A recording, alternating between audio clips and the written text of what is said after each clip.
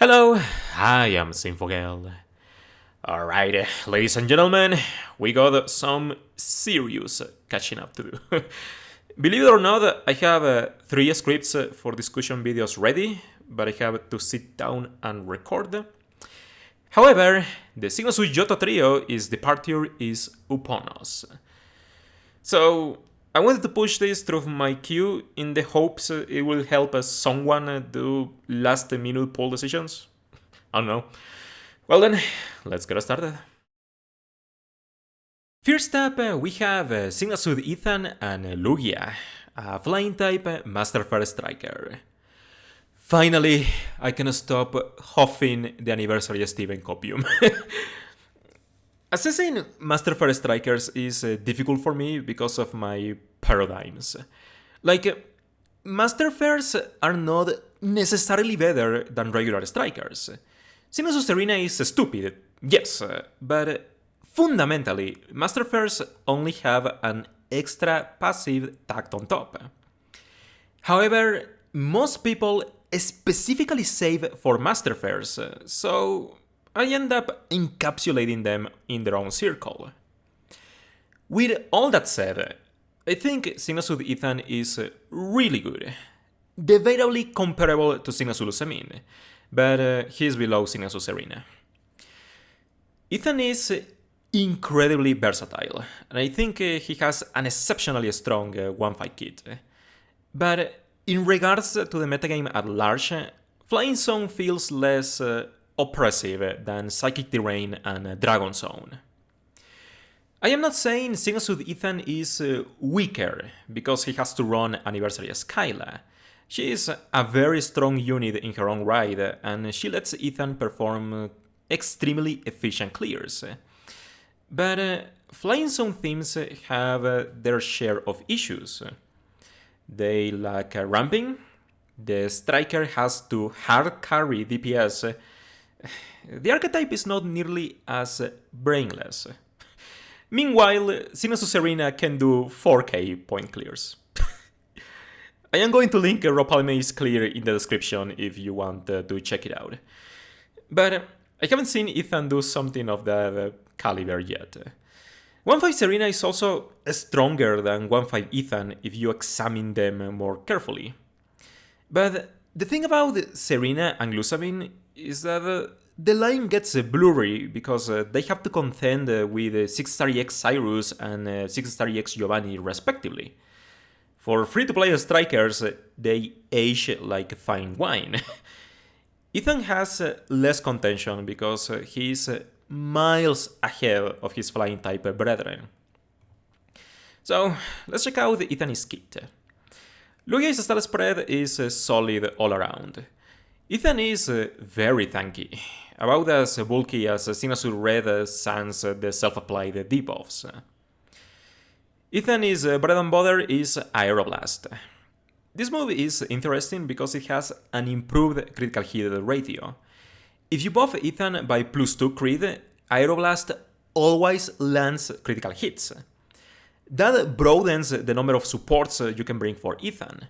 You can pair him with Torchic, or you can use Dire Heal plus once and complete his crit. The problem is that this side effect heavily punishes Aeroblast's base power. In case you are unaware, the accuracy and the side effect of a move dictates its base power. DNA overestimates the importance of +1 crit. It makes moves like Stone Edge and Leaf Blade way weaker than they need to be. Aeroblast has a 95% accuracy, which rescues some base power, but it's essentially a glorified 3-bar move, and it really hurts Ethan's DPS. Aeroblast is pitiful relative to other 4-bar moves. Ethan also has a Whirlpool, nice little nod to the Whirlpool Islands. It's a 2-bar move that inflicts a trap on the enemy. I have seen people meme with Whirlpool on the rain, but realistically it always threads behind Aeroblast. The point of Whirlpool is activating multipliers derived from interferences. Whirlpool can also shoot down acute senses, which DNA loves using in extreme battles. Now, Ethan has a couple passives to improve his power. Let's talk about Extend Range first. Extend Range basically turns your moves into spread moves without incurring the spread damage penalty. We have seen this passive on Anniversary N and Sinnoh.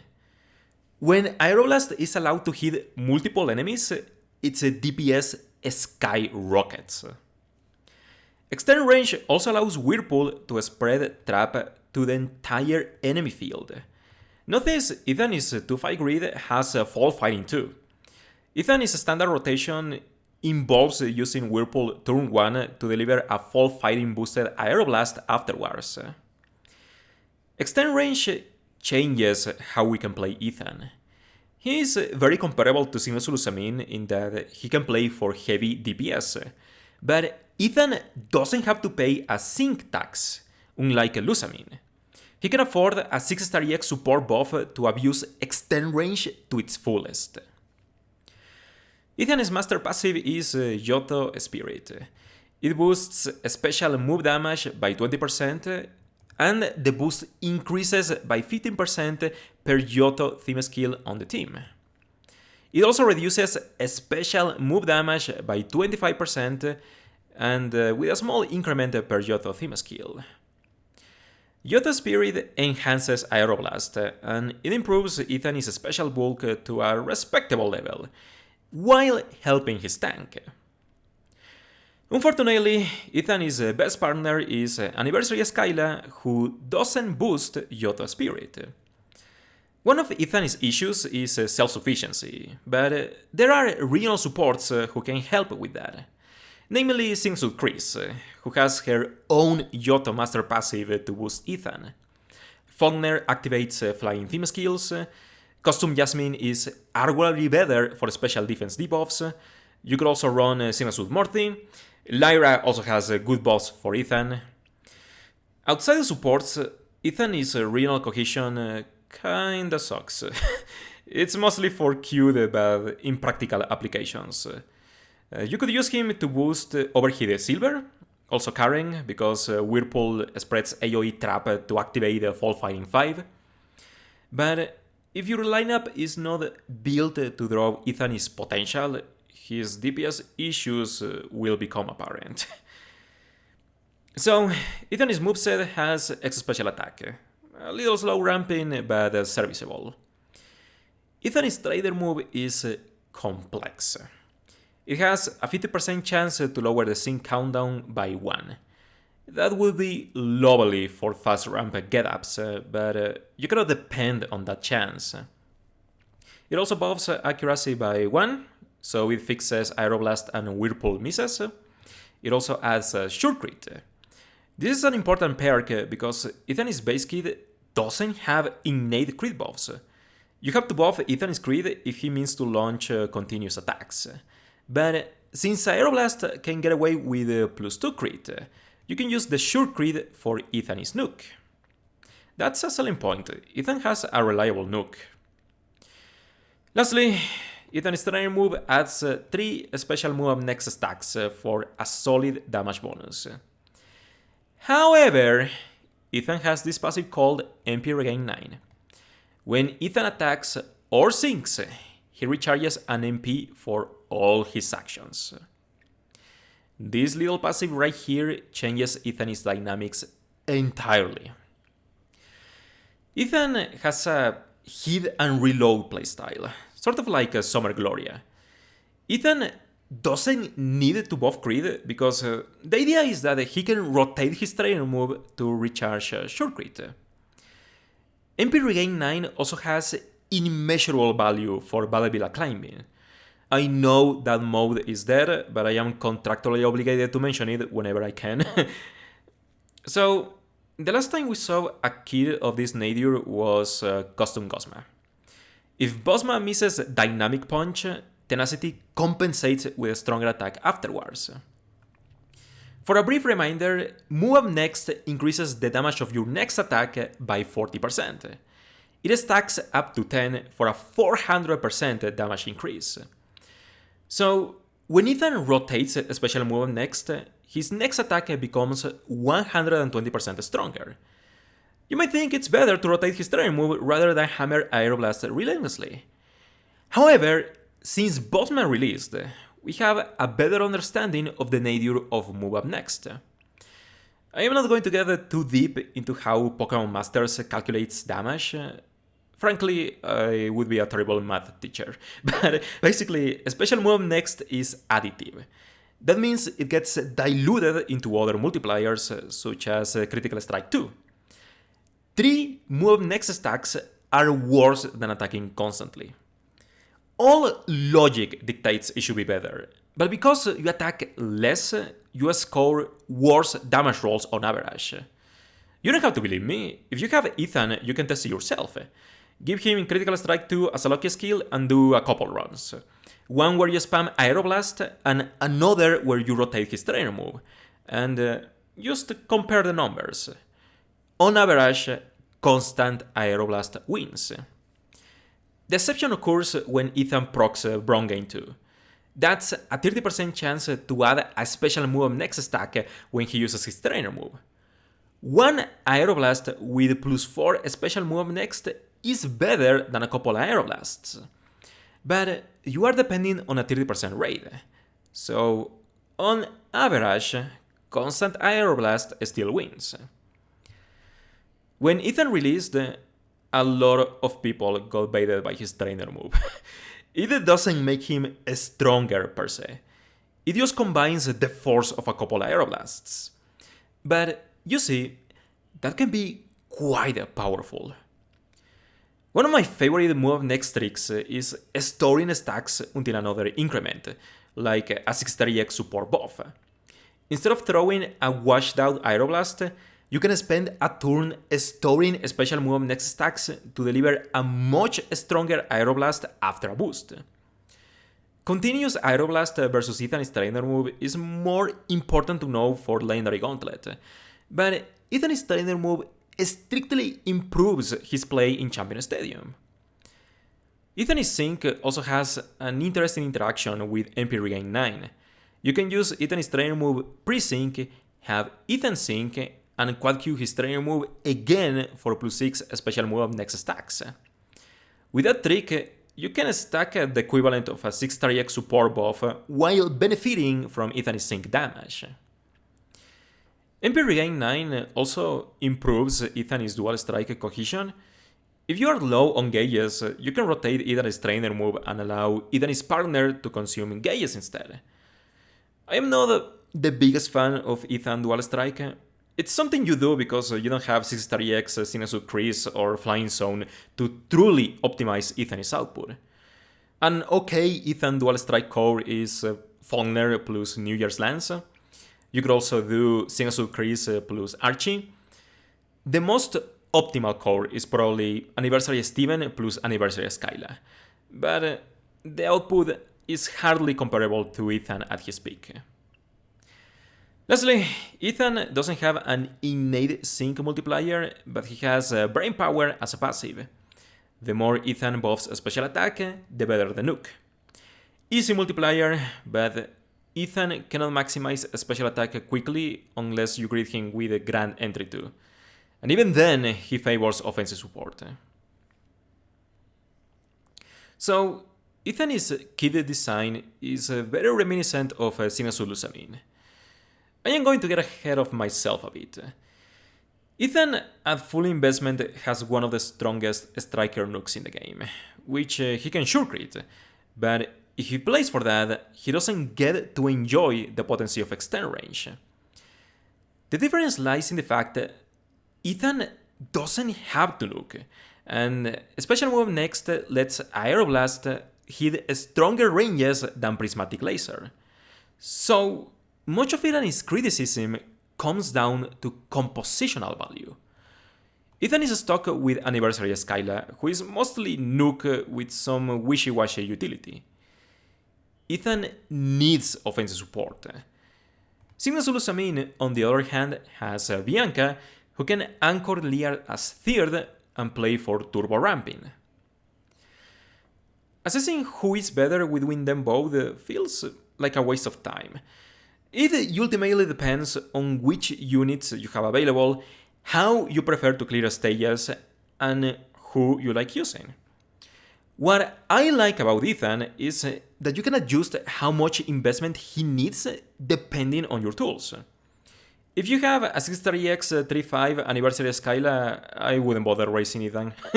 Ethan at base synergizes really well with Skyla because Whirlpool activates Interference Sync.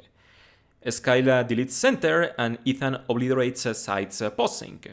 You can bring a fucking Torchic as third for that. In my case, I have a 1.5 Ethan and 1.5 Anniversary Skyla, but I have a 630X 35 Sinnoh Kris. We will talk about Kris more in depth in her segment, but what you need to know is that Kris can give Ethan a special move next stacks and a 630X support buff. When you combine their master passives on their flying zone, Ethan can off-type stages in a single Aeroblast at 1.5. Conversely, if you don't have Anniversary Skyla, you can raise Ethan and play for his Nook instead. Just remember, Ethan doesn't need anything fancy to clear Flying Weak content. You can use 1.5 Ethan with Skyla and Torchic and clear Flying Weak Lucian comfortably. Ethan's 1.5 grid is okay. You get Aeroblast MGR 3 and Accuracy plus 5 for consistency. Aeroblast can miss.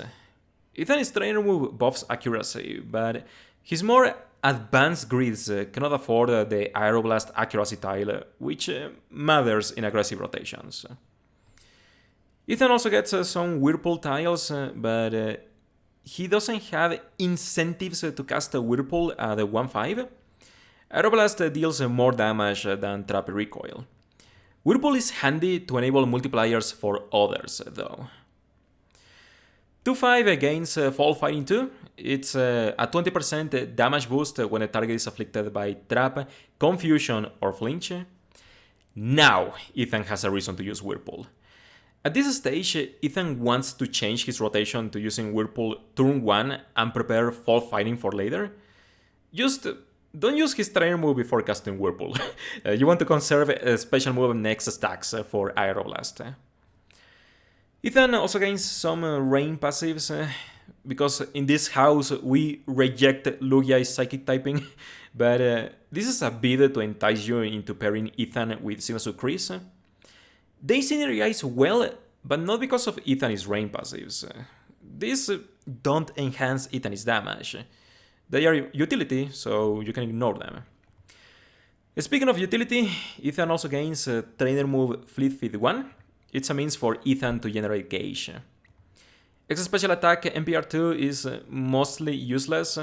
It helps Ethan maximize special attack without needing MP regain 9, but Ethan's rotations are much more fluid when you provide him with special attack support. The full investment, Ethan gains a hell of a look. We've got Interference Sync 5, Shower Power 3, and 4 Sinking Tiles. Accounting for Ethan is innate brain power and flying zone. You might think he has the strongest practical striker Nook in the game. No, he doesn't. That title still belongs to Sinnoh Serena. But how, Sin? She has less multipliers. Well, my dear viewer, Serena has a little something called 550 special attack. Sorry, I don't make the rules. Anyway, Ethan sets up his full Nook easily. The problem is that 630X Ethan conflicts with the extend range. You don't get to enjoy the full potency of Aeroblast, and single target Aeroblast is fairly sad. Sync Tinker 9 at least adds a special move next stack after syncing to mitigate that, but what's funny to me is that a stacked Aeroblast kills stages as efficiently as Ethan's Nook. This is why I heavily advertise 1.5 Ethan. 3.5 Ethan feels pointless in his optimal structures. Anyway, Ethan also gains Grand Entry 2 for some offensive autonomy. Healthy Benefits 5 is Hoppy's passive. It's a reference to multi-scale in the main series games. If Ethan is at full health, he filters move and sync damage by 50%. Lugia can clutch through some heavy hits, but without Refreshing Rain 1, Ethan has no means to maintain a healthy benefits 5. Piercing Gaze helps against bullshit evasion gimmicks. Ethan also gains Trainer Move Bron Gain 2 and Bogo 4. We talked about the former earlier. It's a 30% chance of adding an extra special move next stack when Ethan uses his Trainer Move. If you proc it Grade, it's more damage. Trainer Move Bogo 4 grants a 50% chance to add Free Move next when Ethan uses his Trainer Move. That's really interesting for Dual Strike. But again, I feel it's hard to justify such modes over optimal Aeroblast stacking. If you want to delete stages, go do this. If Anniversary Skylight is your third, Ethan is full nuke depends on Single Suit Kris. Remember, Ethan needs a special attack support at a minimum. Single Suit Kris is the only sync pair who compresses rain and offensive support. If you can't enable Shower Power 3, you can downgrade Ethan's nuke to grab Sync Thinker 9 to boost Aeroblast. Grand Entry 2 is a fair replacement as well. But if I had a 3-5 Ethan, which is never going to happen by the way, I would still play for Aeroblast DPS with Single Suit Kris. Seeing Aeroblast delete stages is so funny. There is an argument to be made for a dual strike grid with Trainer Move Bogo 4 and Fleet Feet 1. If that's your cup of tea, by all means, feel free. I like Ethan. He's up to a standard with the more prominent Master Fair strikers. No, he doesn't touch Single Serena, but what I like about him is his 1-5 efficiency. If you have the tools to improve Aeroblast, Ethan is an efficient blanket striker. I use him to speedrun Champion Stadium all the time. He's also my new favorite Battlefield climber, and he looks like a Digimon protagonist. You can't go wrong with that. Up next, we have Single Suit Lyra and Celebi, a Grass-type Master Fair tech. I'll go straight to the point. Lyra is disgusting. Not because of her raw strength, mind you. As a matter of fact, Lyra doesn't do anything we haven't seen before. Rather, Lyra compresses so many functions. She might as well be 3 sync pairs combined into one. And the difference lies in the quality of her functions. Lyra is, quite frankly, indistinguishable from a striker, support, or tech. We are dealing with some premium shit right here. So, Lyra heralds the introduction of Grassy Terrain, a highly anticipated field effect. Grassy Terrain boosts Grass-type damage by 50%, and when a Pokémon uses a Grass-type move on their Grassy Terrain, it recovers Regeneration tier health. Grass-type strikers are very strong as is, so Grassy Terrain threw tier lists into disarray. But Grassy Terrain is compositionally stronger because it's backed by Single Suit Lyra's utility. Not only does Lyra pack Grassy Terrain, she has Yoto Pride. That's a 20% increase for physical move damage and a 25% reduction to opposing move damage, which can be enhanced with Yoto theme skills. This passive is huge, because the strongest Grass-type strikers are Single Suit Erika and Custom Sonia. Now that they have a field effect, plus the Yoto Pride boost, they caught up as top-tier strikers.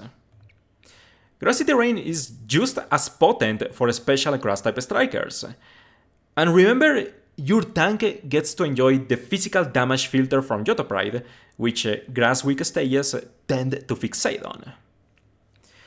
If I had to criticize Yoto Pride, I would say it lacks regional cohesion. Grassy Terrain stonks stand first and foremost, but Single Suit Lyra and her OG self are the only Grass-type Yoto sync pairs. Grass types at current can't boost Yoto Pride. In practice, that doesn't matter much because Grassy Terrain offers a substantial boost as it is. But if you want, you can pair Lyra with Yoto supports to boost Yoto Pride. Event Boxy, for example. He is perfect for physical offense, and Leer debuffs give the equivalent of a 6-star EX support buff. Single Lyra and Single Morty also synergize perfectly. Most grass-type strikers can abuse Sun. For example, Single Erika, Mallow, Custom Sonia, Brendan, Silver, Maxi, Gardenia. Almost all grass types have Sun passives somewhere on their kit. So Lyra and Single Morty can enable them all. But what's funny is that if you slot Lyra, you don't need to bring a support. Lyra herself acts as a support. She has Faulkner is buffing Kid for some unholy reason. Lyra has Dire Kiddle Plus and her trainer move is a copy-paste of Palentine's Dawn's trainer move. It buffs attack and special attack by 2 and it grants regeneration. Lyra gives you recovery because why the fuck not? We care about balance. Lyra allows other units to shine. She can fully fix Sinsu Leaf and Mallow, for example, who are fairly tough to support. While Lyra herself can strike after buffing, and we will get to that in a minute, don't worry. Lyra's kit is more about facilitating the setup of other strikers. Units with field effects inherently enable other units. It's in their nature. Lyra's kit was just built for it.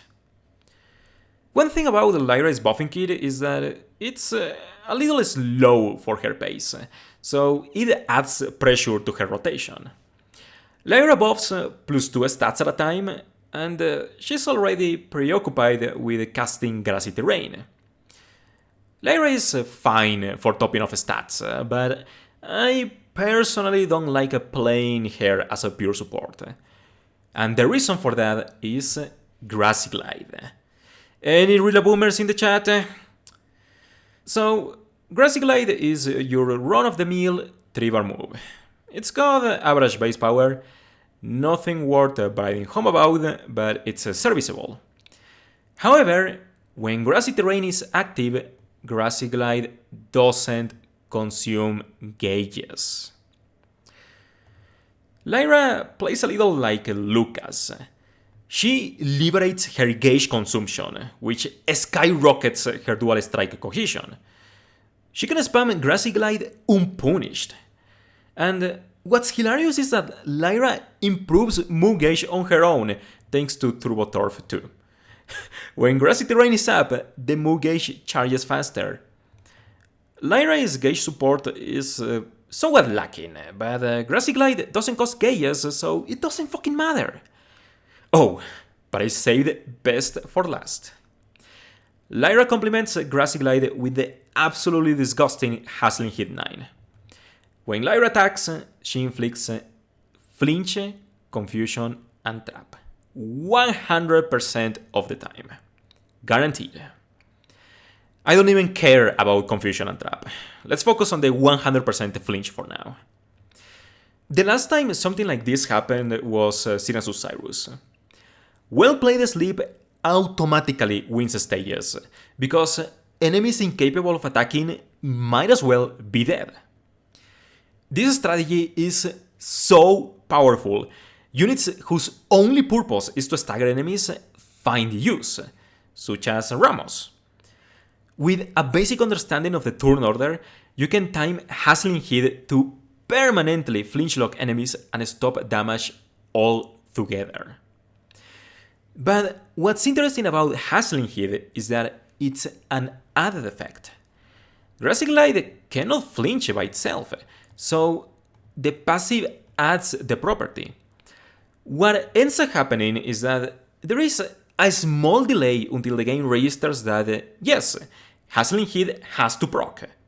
So there is a window where Lyra can requeue an action after flinching the enemy, but before the enemy recues. And that quirk changes Lyra's playstyle. She can flinch enemies and cue an action right afterwards for a free turn. Guaranteed. This is why I am not too hot on Lyra as a pure support. Hassling Hit is extremely abusive. If I have an opportunity to flinch, I take it. Lyra can still cue Dire Heal Plus or Gracity Rain after flinching to support her teammates. But once you understand Hassling Hit, Lyra is fucking unstoppable. Enemies won't be able to touch your team. By the way, Grassy Glide does good damage while flinch locking enemies. Dark Void doesn't do that. Oh, also, Lyra has Ruthless 9. When she attacks, she randomly debuffs any stat by -2. Just as a treat, Lyra is so stacked we might as well sprinkle debuffs in there. Why not? Lyra is deranged. Hassling Hit is so fucking busted, Lyra always carries her weight. But I think Lyra is more important for her ability to enable sync pairs. She can enable Dual Strike. You know how well Custom Zinnia and Signasud Erika work together? Cool, now you can slap Signasud Lyra in there for Gracity Rain and Johto Pride. Turbo Turf 2, backed by Erika's speed buffs and Spinning Zone 3 usually generates enough gauge, but I would recommend playing them with 6 bars in 2K Master Mode. It works because Hassling Hit prevents damage, so you don't have to worry about tanking. And mind you, Lyra tanks adequately if she needs to. She has a decent bulk, and she can get a triple recovery from her trainer move, Gracity Rain, and Verdant Recovery 1. I honestly believe any lineup benefits from Lyra's presence. Optimally, she should play alongside Grass-type strikers. Any of them will work because Lyra buffs both offensive spectrums. I would say the absolute biggest winner of Lyra is Mallow. Mallow has serious self-sufficiency issues, but Lyra covers up front. Lyra also spreads confusion with Hassling Hit, so Mallow doesn't have to spend a turn using Teeter Dance. As for Q lineups, Lyra uniquely enables multipliers based off interferences. Hassling Hit applies Flinch, Trap, and Confusion, so Lyra can enable Karen, Anniversary Skylab, Wallace, people like that. However, the reliable flinch is key here.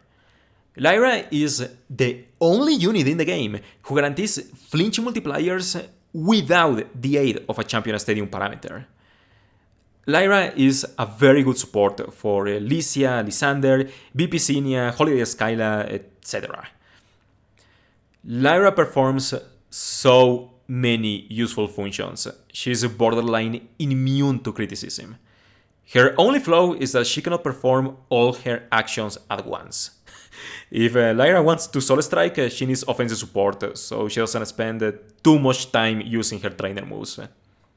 Lyra already has to preoccupy herself with grassy terrain, so you shouldn't exacerbate that. Lyra's potential shortcomings are covered by Grassy Glide's gauge-free flinch lock. Lyra can solo legendary arenas. She can do solo full point runs in Master Mode. Full points! We are talking 43k total. Lyra is insane, dude. So, Lyra at 1.5 has Grassy Glide MGR3. Not only is it a gauge-free attack, it has an opportunity to generate gauge. 2.5 attempts to fix Lyra with self-sufficiency. Trainer move NPR2 is nice if you want Lyra to spread regeneration across the entire team, but if you don't bring offensive support for Lyra, it's difficult for her to buff her own offensive stats. Fierce Entry 2 and Grand Entry 2 alleviate that. I kinda glossed over Lyra's Nook, but it's grassy terrain based, but it's special. I guess the DNA wanted Lyra to calm down a bit, so they just played her support demands to both offensive spectrums. Lyra's Nook is kinda shitty below 3-5, but she can greet the Grand Entry to ease the setup. Then we've got Quick Cure, Verdant Immunity, and Verdant Recovery 1 to incentivize tanking modes. Verdant Immunity protects Lyra from status conditions, so she can cheese stages with crippling status gimmicks, assuming Lyra didn't flinch lock enemies to death before that happens. Thanks to Hassling Hit, it's rare when enemies manage to land a hit on Lyra, but Lyra makes a good tank because she has a shitload of recovery. She can regenerate health through her trainer move, Grassy Terrain, and Verdant Recovery. That's 18.75% health recovery per action taken on the Grassy Terrain, counting the turn you cast it. The full grid has Grassy Terrain move point refresh too, which is handy in long matches, but more importantly, Lyra gains multipliers and debuffs. Here we have trainer move Mighty Friend 9. That's a physical move up next stack when Lyra uses her trainer move. Remember, Lyra favors physical offense due to Yoto Pride, so Mighty Friend plays off that. Do note Mighty Friend fails if the trainer move wasn't successful. That can happen if your target has regeneration and their attack and special attack are also maxed out. Very rare, but just keep it in mind, you don't want to waste it. Lyra also gains Defense Crush 4 and Mind Gains 4. Ruthless is unreliable. You can't expect useful debuffs when you need them. With these passives, Lyra can realistically make enemies squishier as she bruises them. You just favor the spectrum of the striker Lyra is supporting. Lyra also gains Confusion Synergy 3 and Stationary Target 3. They play off Hassling Hit is interferences with a longer enemy retention. Lyra's DPS is kinda whatever. Her damage potential is solid, but she has to spend turns applying Hassling Hit before enjoying the multipliers. Adrenaline 1 feels useless. Lyra doesn't need it to ramp because she flinch locks enemies. She isn't in much of a rush to deal damage per se. Lastly, Lyra gains a nuking mode with a power play. The more debuffs the enemy has, the stronger the nuke. Lyra's nuke situation is similar to Sinus Cyrus. Lyra's debuffs are very slow on their own. If she wants to bump a power play, she needs a partner with concentrated debuffs. You could use Getsis, for example. Power play caps at minus 18 debuffs, so you don't have to go super hard on it, but 6-star EX Lyra nukes decently without power play. I wouldn't compromise the integrity of your structure just to bump debuffs. Since Uderica and Mallow have more cost-efficient nukes than Lyra, but if you have classical S, Lyra can outnuke them thanks to the special defense debuffs. Lyra primarily wants to focus on helping her teammates. Let's say you are using her with Custom Sonia. You want Trainer Move Mighty Friend and Defense Crush 4. And Lyra can greet the multipliers since Sonia will be handling the nuke. But maybe you want Lyra to support Brendan with Dire Heal Plus. She can play for Mind Games and Verdant Recovery. Hey, maybe you don't give a shit about Lyra's damage. That's totally valid. She could play for all her utility tiles. If you want to attempt Lyra is full nuke, I wouldn't bother unless you pair her with Classical S. Mind Games 4 can help you bump special defense debuffs faster. I don't know what to think about Lyra. She's cracked. Lyra doesn't delete stages in one move, but she certainly allows other units to do so. Hassling Hit is just a ridiculous passive. It raises Lyra's utility to heights we haven't witnessed yet. Last but not least, we have Sinsu Kris and Suicune, a Water-type Master Fair support. Kris Bros, we did it. It's hard to assess Kris.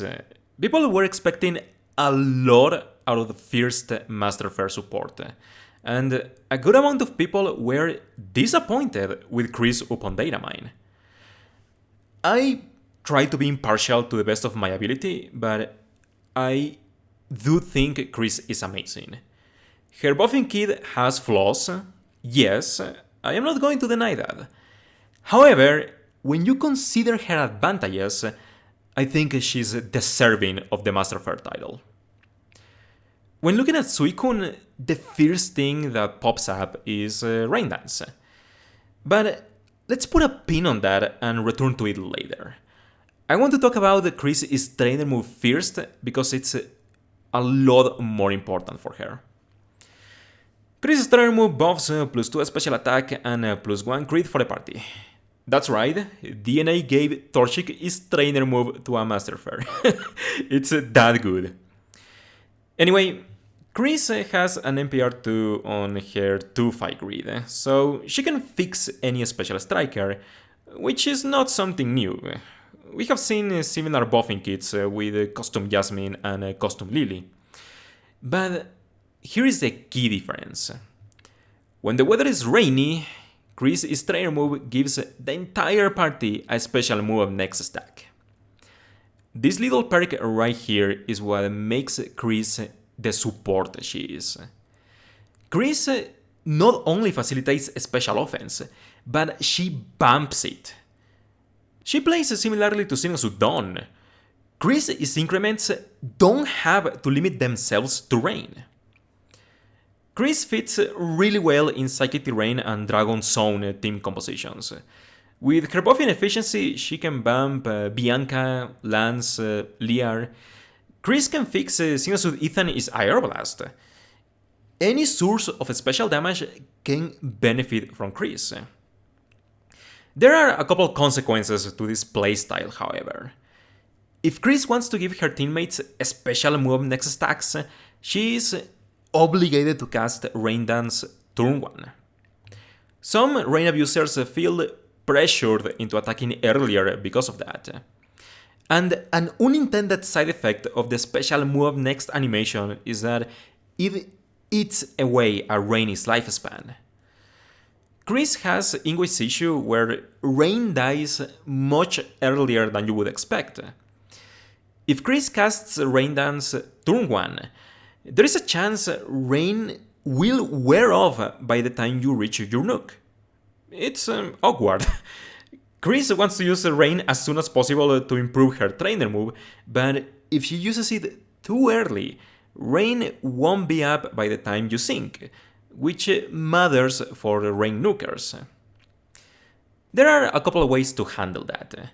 You can simply use Kris' trainer move turn 1 and Rain Dance turn 2. You do miss out on a special move next stack, which is not a game ender in the grand scheme of things. But you can also conserve Rain by minimizing the amount of attacks you perform, e.g. by spamming buffs before first sync. That playstyle shift might sound contradictory. If you use Rain early, you want to spam attacks to take advantage of the field effect. But move next stacks reward passive play. You can conserve Kris' stacks until you reach a sync buff for a higher increment. And that consequently fits into Kris' buffing kit. If Kris has to use Rain Dance, it means she can only use her trainer move twice before a sync is ready. Kris cannot maximize a special attack and crit for the party if that's the case. But that's okay. Special strikers historically have more buff independence than physical strikers. Kris' teammates can afford to spam buffs. You get to conserve rain duration, special move next stacks, and you can complete the stats Kris misses during her setup phase. And you are not punished for waiting because the special move next stacks will compensate for the missing damage. At a basic level, Kris plays just like a Custom Lily and a Custom Jasmine, but her kit is much more focus on special move next stacks than any support that precedes her, Xenosu Dawn and Anniversary Raihan included. The brood strength Kris gives to special strikers cannot be overstated. So, back to Rain Dance. Something funny is that Rain, prior to Kris, handled Rain compression just fine. Archie plus Mei plus Xenosu Blue was the de facto Rain team, a very common variant. Archie summons Extended Rain and Mei can spare a turn to refresh it. Xenosu Blue is buffs and Hydro Cannon DPS round up the core. But now, that core is slower than the damage bursts Kris fattens strikers with. Kris falls in the same ballpark as Xenosu Morty and Ingo, but in practice, Kris improves Rain's diversity. You have to ask yourself, what can Kris accomplish that Mei or Archie can't? Kris uniquely compresses offensive support for Rain nukes. Water nukes wipe on type already. It's off type when things get problematic. Rain doesn't really have a Xenosu Red nuke equivalent, but Kris lets you do something like Cakewalk Barry plus Valentine's Arena. Kris allows Barry to reach his full nuking potential in a practical way. Kris also offers rain compression for Nessa. She can slot custom Dianta much more easily thanks to her. Kris can fully enable Xenosu Misty. Her DPS faults can be made up through a partner, for example, Striker Gyarados. Mind you, Striker Gyarados is not bad because it's an Eggmon. Gyarados in particular greatly benefits from special move next stacks because it rarely has multipliers. Rain strikers like Cyrus, Archie, and Mei have a shitload of in-name multipliers, so special move next's value gets diluted in that. Kris can also enable cute stuff like Rain, Claire, or Viola. Claire is not going to swoop in and suddenly rescue the Rain archetype, but you know who will? Dojo Gloria. Urshifu is insane and Kris compresses Rain for it. Dojo Gloria is also going to be the first Rain abuser with fast ramping. And in turn, that allows Kris to give the party a 6-star EX support buff faster.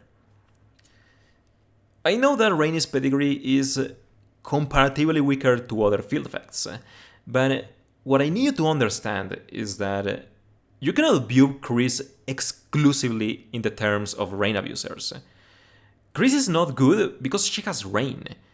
She's good because of her trainer move. Kris can substitute for any special support and achieve better results thanks to her special move next stacks. So far, my only criticism of Kris is that she doesn't achieve +3 crit pre-sync, but most special strikers can cover for that, so whatever. Once we look at Kris' Squall Kid, I will give you more concrete team structures, but things only get better from here, trust me. Kris' bulk is titanic. It's comparable to Xenosu Dawn, although Kris steers into special bulk a little more. 6-star EX Kris is a monster of a tank. I think only post-Mega Xenosu Blue manages to outbulk Kris. Kris' only attacking move is Brine. It's 2 bars, somewhat weak. But when the enemy is at 50% health or less, Brine doubles in damage. Something fun about Kris is that Brine has a modicum of offensive presence. Not because Brine is a good move, but Kris buffs her own offense while assisting her teammates. Sometimes she ends up with such a ridiculous amount of special move next stacks, she can use Brine to weaken a Centermon into knockout range. A special move next is no joke, and it serves Brine as well as any other move. Kris also has Mini Potion All. She has the best Mini Potion All in the game at current, with an NPR 3 and a Master Healer 2. That's a preposterous amount of health. It's like using a potion on the whole party. And then there is Rain Dance and Kris' trainer move, which we discussed at length already. Something I neglected to mention is that Kris has a Team Mind Bracing Infliction 4. When she uses Rain Dance for the first time, she buffs the party by +4 special defense. It's a nice buff that benefits the party right away, because Kris wants to use Rain Dance as soon as possible. The only issue here is that Kris cannot raise defense without Brine Team Stoic 4. In Champion Stadium, the stage is going to be dead before Brine's buffs become relevant. Kris inherently favors special matchups. But on the upside, Kris bumps Smart Cookie and Brood Witch immediately. You can meme her with OG Misty or Valerie. Speaking of passives, Kris' master passive is Yodo Flag Bearer. It's a global 10% move damage increase and 20% move damage reduction that can be enhanced with Yodo theme skills. Kris' master passive is one of her primary draws as a support. The damage filter bulks up her teammates. Besides that, Kris has First Aid 4 for a healing burst. This is why I don't mind the mini potion all too much. Kris is a tank, and First Aid 4 is enough recovery to help her on emergencies. But perhaps more importantly, Kris has Sync Burst 1. When Kris syncs for the first time, she recharges an MP for all her moves. That includes her trainer moves as well as Rain Dance. This passive is amazing, if only for the guaranteed Rain Dance recharge. I generally don't care too much for whether move point refresh, but in Kris' case, a special move next kills Rain's lifespan. The extra Rain Dance guarantees the duration of rain for pre-sync clears. The extra trainer move is also handy. Even when your strikers cap out their offensive stats, Kris' trainer move can continue adding special move next stacks. Kris is a high priority candidate for a 6-star EX, because special move next already favors DPS modes. Sync Burst is also a great passive for Balabilla, although Balabilla is dead. As for Kris' grid, it's loaded with options, but much like her base kit, it's easy to get stuck in the wrong paradigm if you don't comb her passives carefully. 1-5 Kris has Unflappable and Flameproof. These immunities are very handy for Water Week content. Flameproof also improves Kris' matchup against Entei and Moltres legendary arenas. Even at 1-5, I highly recommend raising Kris to 6-star EX.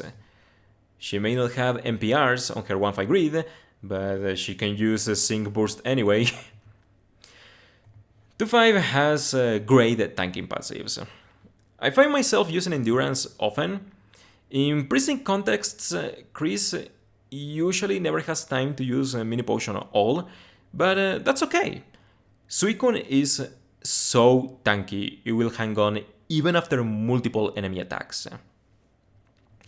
First Aid 4 plus Endurance do nothing but guarantee Kris' survival.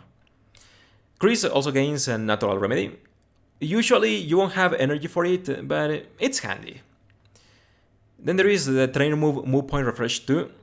Kris can maximize a special offense with that, but the problem is that Kris has to replace the turn she uses Rain Dance with a trainer move turn. Yet Rainless Kris cannot stack a special move next. Such lineups should bring a Rain Setter as a third to allow Kris to buff quickly while stacking a special move next. Not very many water type strikers need support of this caliber. Maybe Sinasud Misty, Wallace. But the real reason I like the trainer move point refresh too is that it opens an avenue for Kris to add more special move next stacks. Kris also gains Brine Staggering too. You know DNA, they are contractually obligated to give supports some flinch passive these days. I don't think Staggering 2 is good in Champion Stadium. Kris wants to spam her trainer moves for special move next stacks, and the more she uses Brine, the less she's spamming her trainer move. Staggering 2 is amazing in Legendary Gauntlet though. Team Swift Reaction 4 gives Kris a 50% chance to buff the party's speed by 1 when she receives damage. One of Kris's biggest criticisms is her gauge. Team Swift Reaction 4 is not reliable and it depends on enemy action. In Champion Stadium, enemies have a chance of using trainer moves, depriving Kris of the opportunity of proccing a speed buff altogether. On average, Kris procs +1 speed pre-sync.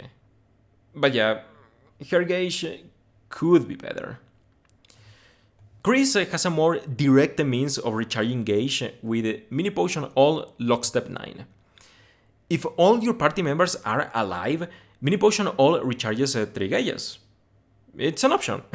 I just cannot attest to its practicality because I never use it. Lastly, there is some rain amenities. Racing Rain 1 pairs well with Team Swift Reaction 4, and Refreshing Rain 1 restores some of Kris's health when she attacks on the rain. I tend to favor Endurance rather than Refreshing Rain, but it has applications in Legendary Gauntlet, although you probably want to invest into Mini Potion All instead. As for the full grid, we basically take all of Kris's utility and improve it. Starting with the almighty Team Limited Special Boost 2. When Kris or Suicune use moves with limited move points, Kris has a 30% chance of adding a special move next stack for the team. In the context of Kris's kit, that's all her actions barring Brine. Back on Datamine, people ignore the Team Limited Special Boost because you have to sacrifice some of Kris's more pronounced utilities in order to reach it. But Kris's whole shtick is stacking a special move next. It's her niche relative to other supports. This passive gives Kris a chance to add more increments, add higher PP. Team Limited Special Boost 2 is the reason Kris is not a washed out single suit Dawn. I think this passive is her biggest greeting priority at the 2K Master Mode. Besides that, we've got a trainer move Barricade Bodies 1. I have never used this. +4 special defense from Team Mind Bracing Infliction is sufficient. Kris should spend her energy on better passives. Speaking of buffs, we've got Brine Team Stoic 4. That's a 50% chance of buffing the party's defense when attacking. I appreciate the defensive self-sufficiency, but it's only happening in Legendary Gauntlet. Team Sync Think 9 adds a special move next stack for the party when Kris syncs. Yet another reason to raise Kris to 630x potential. We've got some Mini Potion All improvements. There is the Move Point Refresh 3 and an additional Master Healer 1 tile. Kris's Mini Potion All is actually insane. The last time we saw recovery this violent was with Holiday Erika's trainer move. But Kris's Mini Potion All is infinitely more reliable because she has 2 Mini Potion All uses and she can recharge it with Sync Burst 1 guaranteed. If you greet Kris for Mini Potion All, enemies will not be able to break past her recovery. And to wrap things up, we have Rain Dance, Move Point Refresh 2 and Catalyzing Infliction. Rain Dance Move Point Refresh 2 is kinda whatever. If you need another use of Rain Dance, Sync Burst has you covered. Catalyzing Infliction is more interesting. When Kris uses Rain Dance, she adds Gauge Acceleration. A lot of people got baited by this style. Gauge Acceleration sucks ass if it's not backed by an external speed source. Team Swift Reaction 4 is not reliable. Personally, I don't think Kris is the best dual strike anchor. she can make it happen, but Kris' playstyle is all about a special move next. You won't need much gauge to end the fight in a few attacks. What a grid, am I right? Before we continue, let's address Kris' lucky skill. Vigilance is the obvious candidate. Kris doesn't have Vigilance on her grid, so if you skip the lucky skill, that's a risk you have to be willing to take.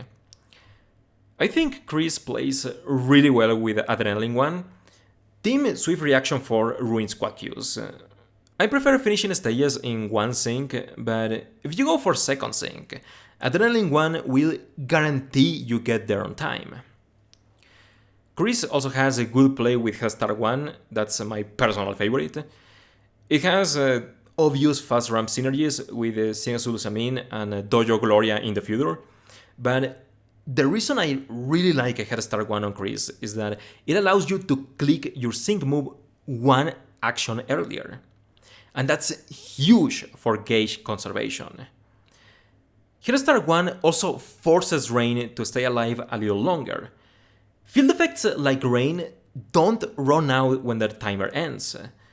Rain Dance clears after all the moves queued before its timer runs out are used. In practice, that means Rain is more likely to stay alive until post-sync. So, now that we know what Kris is capable of, what are good team compositions for her? The most potent Kris Rain mode is Archie plus Striker Gyarados. Archie can just play for a straight DPS with Origin Pulse after using Strainer move.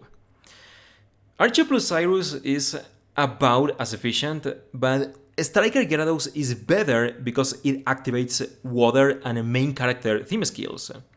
It cannot miss Hyper Beam, and a special move next gives it higher increments because Gyarados doesn't have multipliers to dilute the stacks into. The Water theme skills also beef up Archie. Headstar 1 is really good in that team composition. If you grid Kris with all her gauge passives, Gyarados' speed buffs and Archie Shower Surge 3 accelerate gauge just quickly enough to stick both Hyper Beam and Origin Pulse after Kris clicks her sync. Otherwise, the alternative is fucking around with a useless trainer move. Then there is Signature Ethan plus Anniversary Skyla, which we discussed back on Ethan's segment. Ethan and Kris' master passives give the team a fat 55% multiplier. Even Skyla's Air Coder hits hard with that and a special move next stacks. When Kris adds a special move next stacks to Ethan's own, Aeroblast obliterates stages after a 6-star EX support buff. Likewise, New Year's Lance plus Anniversary Skyla benefits massively from Kris. Lance has rain passives, but he's basically poverty Ethan.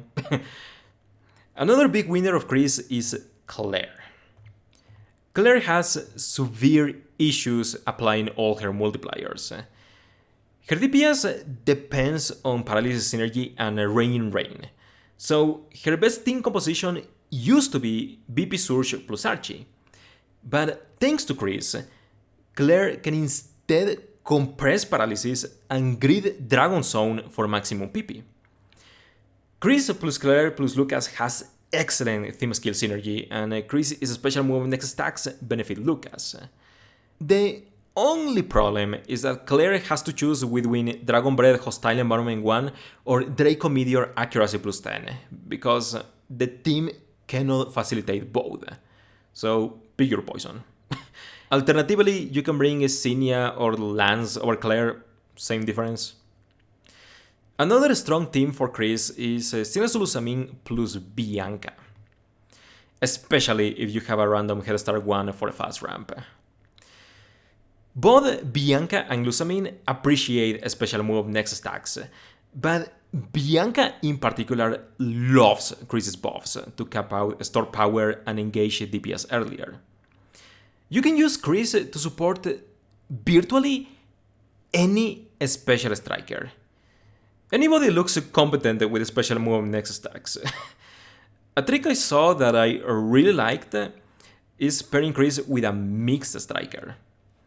A striker like Leon can spam Earthquake to conserve a special move next and launch a boosted Inferno after Kris is done with her shenanigans. You can do that trick with Sinnoh Leaf as well. Get creative. Special move next playstyles are really fun. The Kris grid I tend to favor focuses on stacking a special move next as much as possible. I like greeting her with the team limited special boost 2, of course. Trainer move point refresh 2 for the chance of a guaranteed special move next stack, and team sync thing 9 in case Kris is syncing. Team swift reaction 4 is nice for speed buffs. I also greet endurance because it's on the way, but it helps Kris tank reliably. And I also grabbed as many brine tiles as possible, so Kris can shotgun something with a boosted brine. I almost always use this grid in 2K Master Mode. Unless Kris is not syncing in that fight. In that case, you can drop Team Sync Think and improve Kris' gauge generation.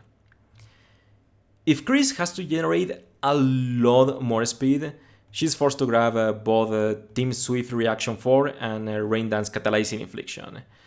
But Kris won't have much energy left for useful passives, so you have to make do. I don't like this grid a whole lot, but it's useful for Archie plus Striker Gyarados. If you are more about that safe life, you can grab Mini Potion All and use Lockstep to recharge gauge.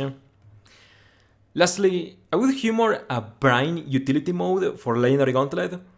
In long battles, Kris has all the time in the world to proc Staggering 2 and Team Stoic 4. And special move next stacks lose value in Legendary Arenas because the bosses are too fat to kill optimally with pure DPS. Overall, I feel Kris' criticisms are perfectly valid, but I also think she got shot on too hard. Once you understand how to capitalize from a special move next, Kris allows her teammates to deal monstrous numbers. Kris is the PP unit by trade. Honestly, she's only one Team Sharp Entry 1 and Team Swift Reaction 9 from being the best support in the game, in my opinion. And I am trying to be objective. You know I like Kris, but I strive for impartiality. And with all that, we are done with this batch of Master Fairs. Oh boy, this month is going to be rough for me, but I really wanted to catch up before anniversary, so expect a lot of discussion videos this month.